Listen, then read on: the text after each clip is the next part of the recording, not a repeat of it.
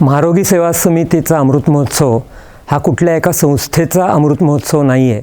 हा अमृत महोत्सव आहे माणुसकीचा, सहृदयतेचा, खऱ्या विकासाचा, विज्ञाननिष्ठेचा आणि सृजनशीलतेचा. बाबा आमटे असं म्हणायचे की झेपावणाऱ्या पंखांना क्षितिजे नसतात, त्यांना फक्त झेपेच्या कवेत येणारे आकाश असते. आणि सृजनशील साहसांना सीमा नसतात, त्यांना फक्त मातीच्या स्पर्शाची अट असते.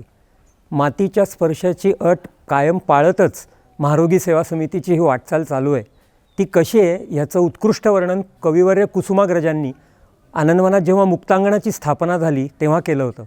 कुसुमाग्रज म्हणाले होते, विक्राळ वणव्याचे पाणलोट आशरण भाऊंनी बाजूला सारीत, श्रमर्जित सुंदरतेच्या चंद्रशाळेकडे प्रवास करणाऱ्या पांथस्थांनो, हे मुक्तांगण देवो तुम्हाला, निरामय विसावा आणि नव्या निर्धाराचे संजीवक पाथेयही.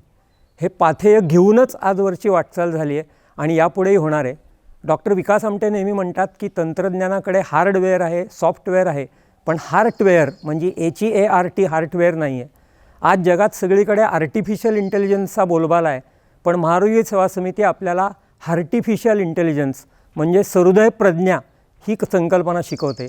आज जर या संकल्पनेचा आपण समाजाने स्वीकार केला आणि आनंदवनांनी जे मानवकेंद्री विकासाचं प्रारूप या देशापुढे मांडलं आहे, त्या प्रारूपाची अंमलबजावणी देशाच्या विविध भागात जर स्थानिक परिस्थितीनुसार छोटे छोटे बदल करून झाली तर त्याची अतिशय गरज आहे. आज आपण आनंदवनाला काही देऊ शकत नाही, पण आनंदवनाकडून, लोकबिरादरीकडून, महारोगी सेवा समितीकडून, सोमनाथ प्रकल्पाकडून जर समाजाने हे शिकलं, हे स्वीकारलं, तर तो स्वीकार करणं हीच आपली महारोगी सेवा समितीला खऱ्या अर्थाने अमृत महोत्सवाची सप्रेम भेट ठरेल आणि खऱ्या अर्थाने ती शुभेच्छा ठरेल.